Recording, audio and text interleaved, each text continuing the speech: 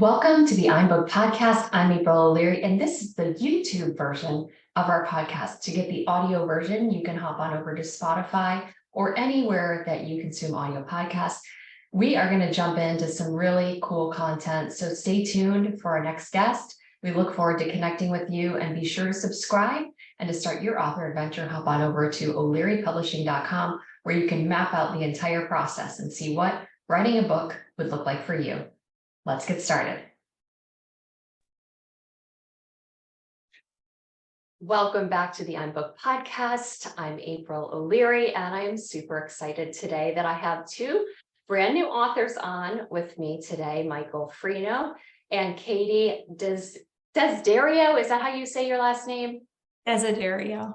Desiderio. And they are co-authors of the book, The Beekeeper, Pollinating Your Organization for Transformative Growth. And we're going to talk all about the writing process and the publishing process and about their amazing new book. So welcome to the show. Thanks you, April. Thanks. Great to be here. So let's get started with ideas, because books always start with ideas. And lots of people have ideas and think, I should write a book, or somebody says, you should write a book, or somebody's an expert in their field and they want to write a book for other purposes. How did you two get the idea for this book? So I think, Mike and I have been writing together for over a decade, but really in the, academic journal space. And so over time, kind of looking at just professional goals, we had kicked around the idea of a book. And so I think there's an undertone of just our story of kind of always keeping the art of the possible front and center. The book was born out of lots of conversations, but really ended up taking shape in a very, very different fashion than I think we originally imagined.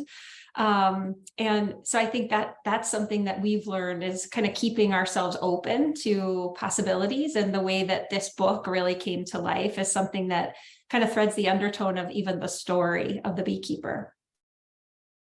So Michael, did you have a certain moment in time where you guys brainstormed, or you came to the conclusion of the Beekeeper? How did that come about? Yeah, great question. It's kind of a funny story. As Katie mentioned, we were kind of thinking about our next publication, and we decided to do a book.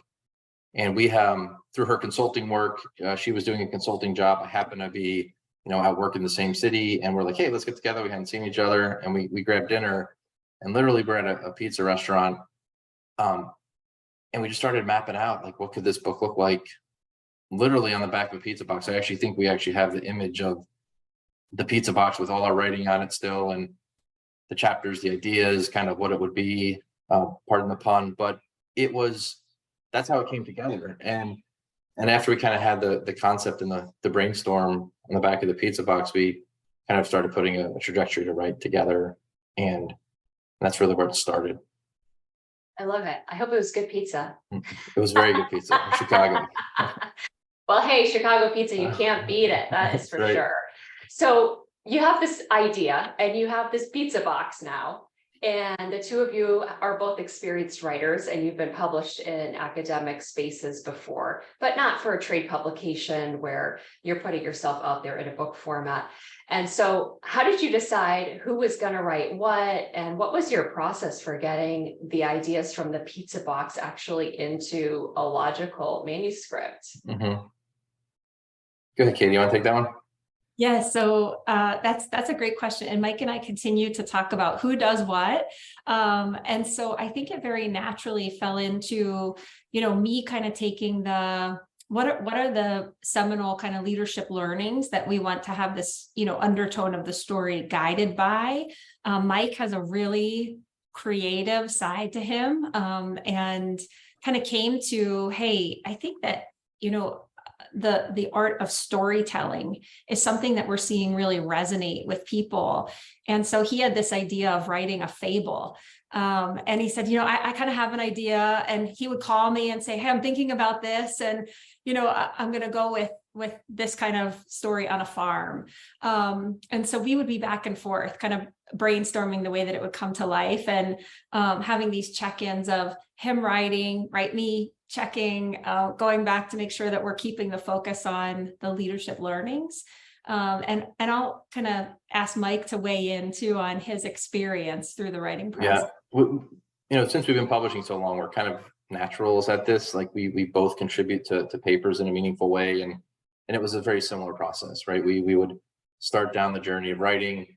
I'd make sure we're, Katie and I connected and we're on the right track, and she would weave in her thoughts and give concepts, and we would iterate and change. And I mean, that's kind of the writing process. So that's really how the manuscript came to be and started. And I think for most writers, I mean, when you're writing, there's that state of flow where you just kind of like are in the zone, can't stop writing, and you just want to keep going and get all your thoughts on paper so you don't forget. And that we certainly experienced that as we were going through this process.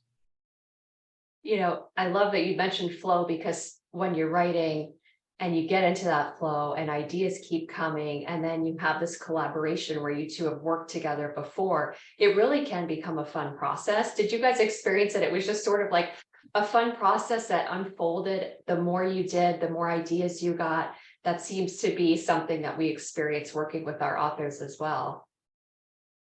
100%. Yeah, and Mike, it looked like you were going to say something too, but we really just became fully immersed in the process, which is probably why we've expedited, right, this whole writing and publishing process in like a year. But it's been just all hands on deck, right? Really intensive, but exceptionally enjoyable. Yeah, I agree. And we both work full time and have jobs, so it's very difficult to do that. So a lot of your nights and weekends and time spent doing that is really important. But also, you got to be mindful of being present, and you can't just go away and write forever. So it was a balance for sure of making sure we were getting that manuscript done and thinking about what the next part of the story was with the time we could. So yeah, definitely collaborative process.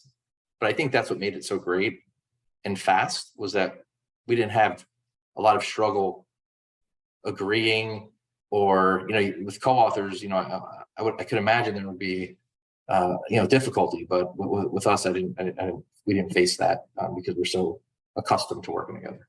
Yeah, no, and it's a great point that you make, that most writers, when they start out, are not full-time writers. They have other things. They have families, they have jobs, they have commitments, they're volunteering or whatever. And I think one of the biggest excuses most people make for themselves is they don't have time. I don't have time to do that, and the time window to write a book doesn't just appear magically for people who then become great authors.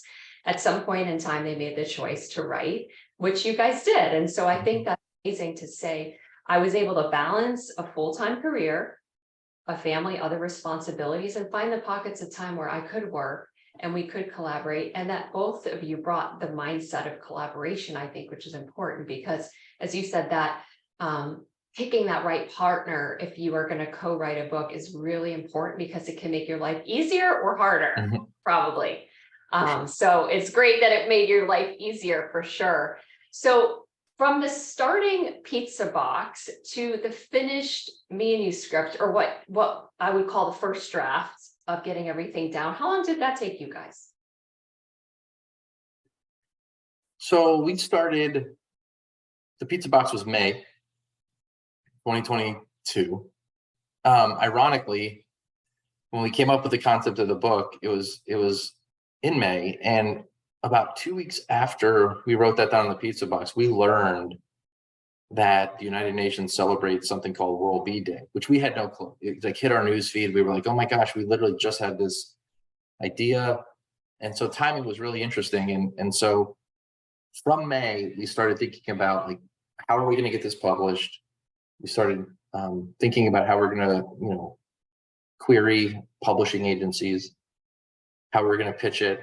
And so that was a big part of our process too, because we didn't want to go down a journey without a clear direction of who would pick the book up or who would publish it. So we did start thinking about the pitch, and then we did start writing the first few chapters to make sure that, we kind of had an understanding of where the book was going to go and directionally as we made our pitch. I love that. So start to finish, May to really December was the process. And I'll actually add to that, just for listeners, that Mike is making it sound like it was like we thought of it in May and we wrote the book by December, which I think illuminates how much he enjoyed the process, which I did too. But we had really spent the year prior just thinking about book writing, mapping out table of contents. We actually kind of vetted ideas with another publisher. And so there was kind of a learning process of us organizing our thoughts, the theories, the undertone. But then to his point, this, that aha moment when we met in Chicago and kind of mapped this out on a pizza box was like, wow, like something was born that we had never expected, but it was built on this, previous year's discussion of, what could a book look like? What would our message be? Where do we want to kind of add value in that scholar practitioner space, but really in the space that we can look around at our colleagues and say, hey, I think this would be something really useful for you. I love that. Now, I have to ask, because there are a lot of books on leadership and team development, and you both have those experiences in your actual professional life, which is key when you're writing to actually know what you're writing about. Subtle tip for the listeners. But your idea to take the spin of a fable, I think, is really unique and has been done really well in the past. Not by many, though. So how did you come up with taking the larger concepts of leadership and putting it into the story that takes this woman through her process of developing her team? Katie, you want to take that? Yeah, so I had actually used a fable recently in the consulting space. And as we mentioned earlier, we were seeing a lot of resonation with this, storytelling, but in ways that almost feel obvious. It's amazing how many people get lost in habits of just the way that we always do life, right? And so there's something about the art of storytelling that allows us very simply to pause and to think about these small changes or these opportunities for us to unlearn things that we do on a daily basis that really have impactful change. Mm-hmm. And so Mike was, kind of illuminated, like, Katie, let's pause for a moment. We're seeing around us, right, the impact of storytelling. And so, he really kind of propelled us in that direction to kind of pivot to go that way.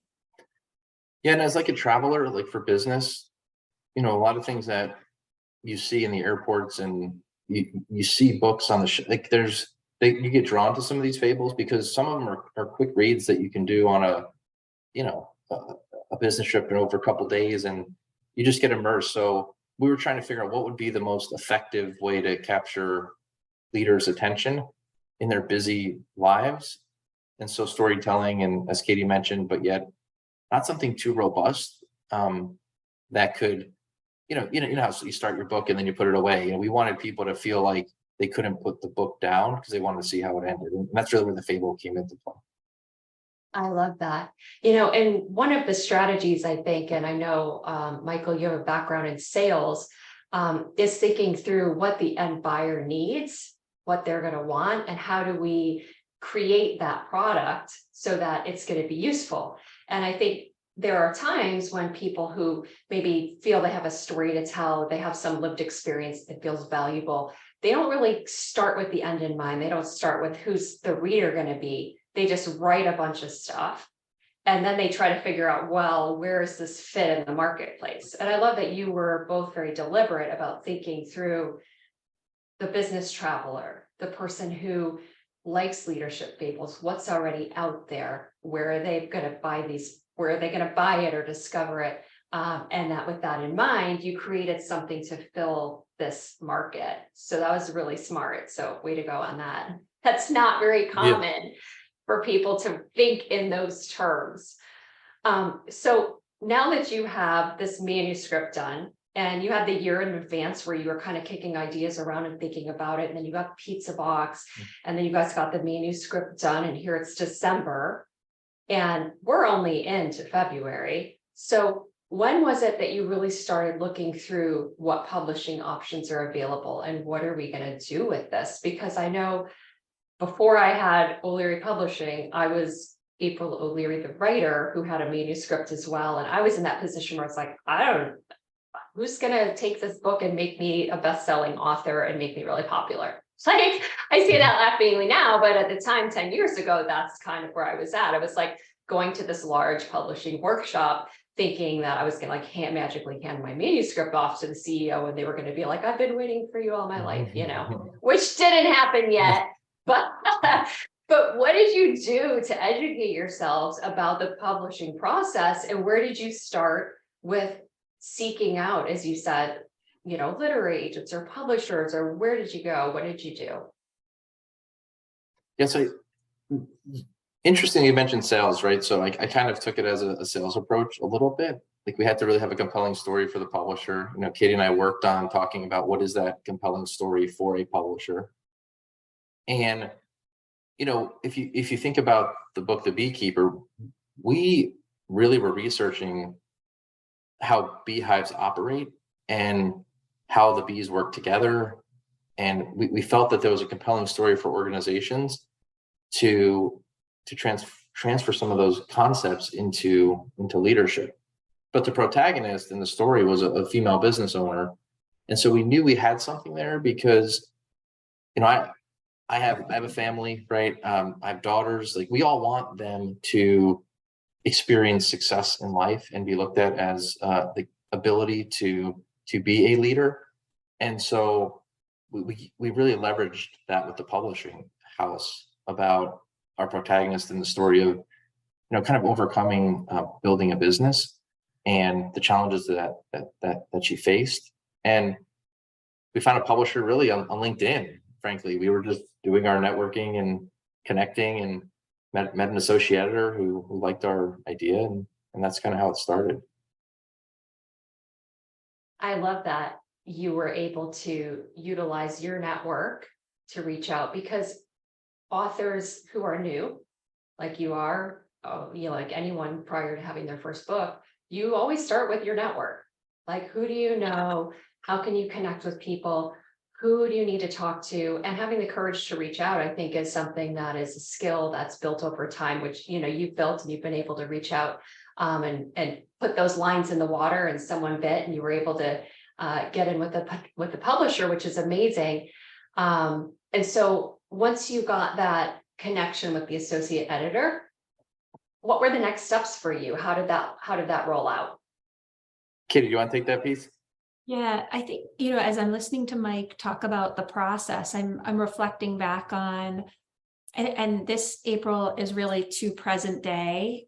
We're still learning how to publish a book, right? So we have a publisher.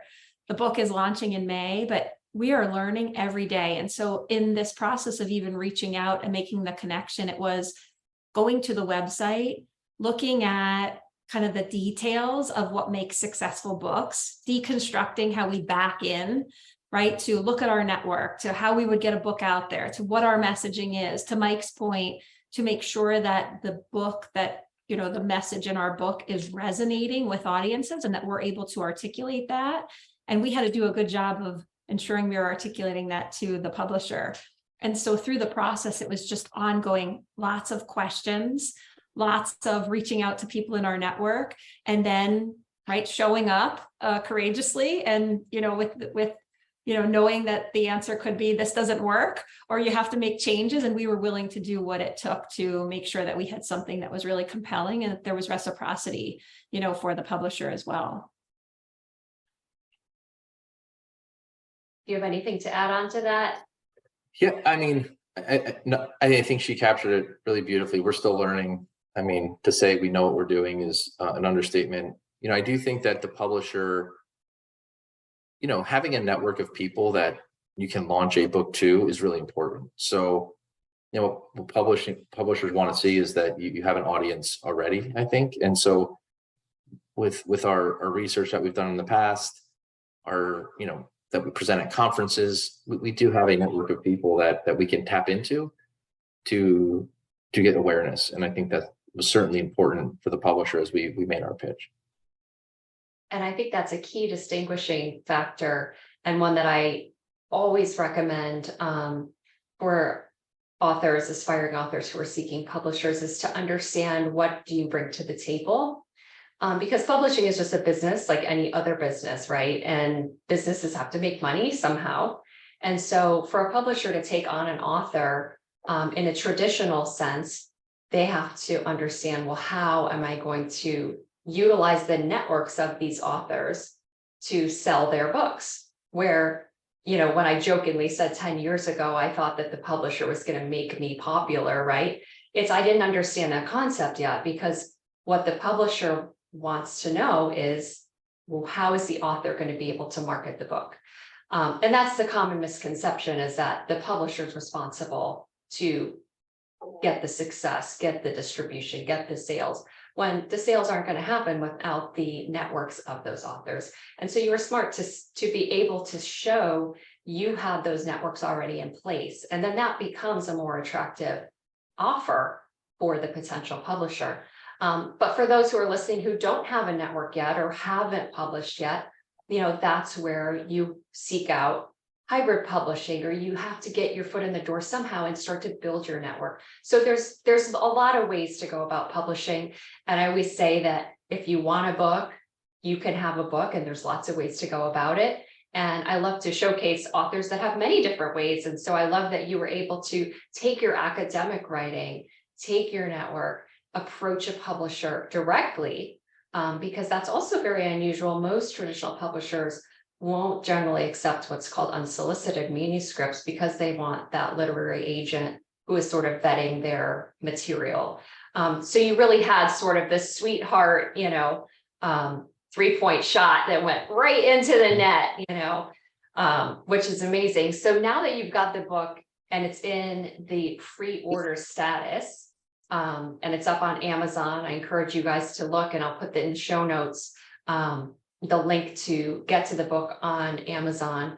And also you guys have a website, which is leadershipfables.com. Does that suggest that there's going to be more leadership fables to come? I know this is like asking a pregnant woman if she's going to have more kids and it's her first kid, but you know, I may as well ask the question. I mean, I think that we're very driven individuals who like to publish. So, we definitely have that on the mind. And, you know, when you work with a publisher too, they want to see, you know, repeat books. So, you know, as part of kind of our discussions with the publisher, they've also asked us to be thinking about, you know, a next book. So I think they see value in the work that we've done and want to continue to engage. So that's kind of an important piece. So your hunch is correct. I figured. I'm not usually wrong. Well, don't ask my husband that, but I'll just say in this case. So with the book in pre-launch status, I'd love to ask you how you feel about book marketing and what you're learning, and what are some of the things that you are aiming to try. What are your hopes, those kinds of things. So Katie, I'll toss that one to you and say, like, what are some of the things you've been learning as far as book marketing, pre-ordering? April, I love that in your previous comment, you were encouraging me to reflect on, you know, this process of working with the publisher and now to marketing. And I think one of the things Mike and I have leaned into is like the vulnerability of, we're subject matter experts in organizational learning and leadership, but we have to show up with beginner's mind in being first-time authors, learning how to work with a publisher, learning how to market. And so this is where the energy is spent right now. Mike said nights and weekends, we're thinking about, wow, we didn't know that we could buy lists, or that we can connect with people in our network to look at, right, how we're specifically marketing. Or, you know, we have a connection with a school who will be adopting the book, you know, kind of school-wide, and using the Hive, you know, as a theme for an overall year-long read, right? So all of these opportunities for us to just imagine the art of the possible now that we're getting the book out there. And I think the key for us is not to be self-limiting, right? So you mentioned this in the very opening of the podcast, is it's easy to like stand in your own way and not be bold enough to ask the questions. And so we're just showing up every day, calling, right, emailing, connecting with people just in the spirit of learning. And I would say today, right? We learn more about marketing in emails that came in right before the workday starts. So this is something that is ongoing all the way up until launch, and I'm sure will be something that continues. But Mike, you probably have more to add as we think about marketing. I mean, it's not easy, right? I mean, I think that's the, just to be honest, it's we have to learn what we're doing, and also, learning how to market a book, online is a skill set. And so there's a lot of things that you just have to kind of think through and learn about, and how you can grow yourself. You also have to be vulnerable to get out there and do stuff like podcasts and be the face of your book. And it's sometimes people aren't comfortable in that space, and so you have to kind of get out of your comfort zone, which is great, and kind of underpins the book a little bit too, is enacting kind of what our the Beekeeper talks about sometimes, and vulnerability. So Yeah. And book marketing is a long game. I always equate it to parenting. It's like having a baby is exciting, and bringing it home from the hospital, and then all of a sudden you're up all night long and baby's throwing up on you, and then it's got terrible twos, and all those things, but no one tells you that, because you have to have the experience as it comes. And so part of that book marketing process is just really growing the book up. It's parenting it. It's finding out where's the best fit for it. Is it the schools? Is it the conferences? Am I going to be speaking on stages? Is it better to show up on podcasts? Do I do bulk sales to, organizations? Is this meant for, on and on and on? And I feel like you said, Katie, with the beginner's mind, I think every book has its own journey. And so we can't necessarily get so hung up on where is it going to succeed. It's just throwing the seeds out into the wind, and then the ones that are supposed to sprout will, but we can't not spread the seeds. And I think that's where it's a real skill for an author who's a creative, who loves the writing process, who's very comfortable with all that, to take that hat off and then put on the marketing hat and say, all right, now I got to get into marketing and sales. I got to figure out how to get this out there, because there is this tendency I've seen with authors we've worked with to get right back to writing again. And it's almost like the book can die on the vine if that happens. And so I think it's really smart to think of all the various ways. Like, I love it that you have a school that's adopting it. Like, what a cool idea. That could be a thing. Like the Stephen Covey 7 Habits for Highly Effective People now is integrated into so many schools. They have a whole school curriculum that districts adopt to do that and teach the kids the 7 habits. So why not the Beekeeper? That's right. Well said. Well said. Yeah, from my mouth to God's ears. So let's talk a little bit about the specifics of the actual story, because I think you guys have such a richness to the way you presented it. As you said, the woman business owner. In today's world, we have so many more opportunities, but there's also a lot of challenges as well. So how did you come up with some of these leadership lessons, and what are some that you would say you would highlight that you were able to bring into the story? Katie, why don't you take that one? Okay, so we should probably rewind. I don't think we mentioned that Mike and I met in our doctoral program, right? Focusing on, right, the area of expertise, organizational learning and leadership. And so all of the work that we've done over the last decade has been in the spirit of this, right? Human performance at work. And so we knew that regardless of how the book took shape, the undertone would be on this focus of human performance at work. And so when we kind of reimagined the way to take the story into a leadership fable, as Mike mentioned, the protagonist is a woman entrepreneur who is also a mother and a wife. And so the setting of the story is really her with her family, which is where this learning and discovery happens in really unsuspecting ways. And so I think there's an undertone there too that, Mike and I recognize that, we're growth partners for one another in our professional space and in reaching our, academic and research and publishing goals. And so in the book, right, the the protagonist, Catherine, ends up meeting someone who inspires action and learning and becomes a growth partner for her that ends up inspiring change in her organization. And so while she's on this vacation, kind of very reluctantly, right? She didn't want to go, was, kind of would rather be in another place. It was like all of a sudden, when she kept her eyes, ears, heart, and mind open, she started to see these discoveries that were really driven by the lessons learned by bees.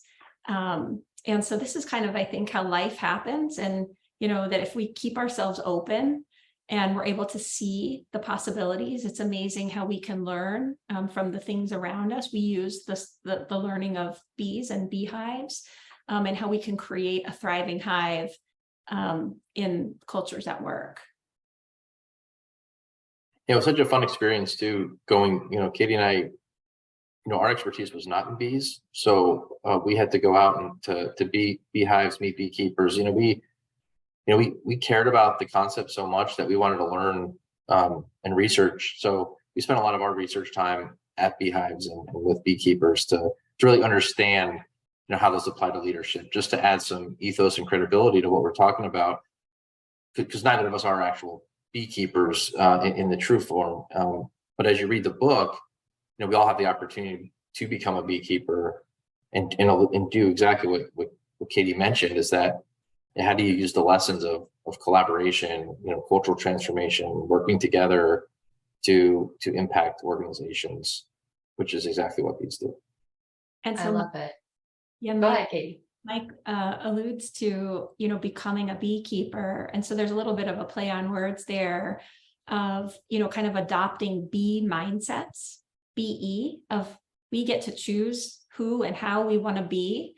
And so we use the lessons of beekeeping to kind of choose these bee mindsets that impact the way that we show up personally and professionally.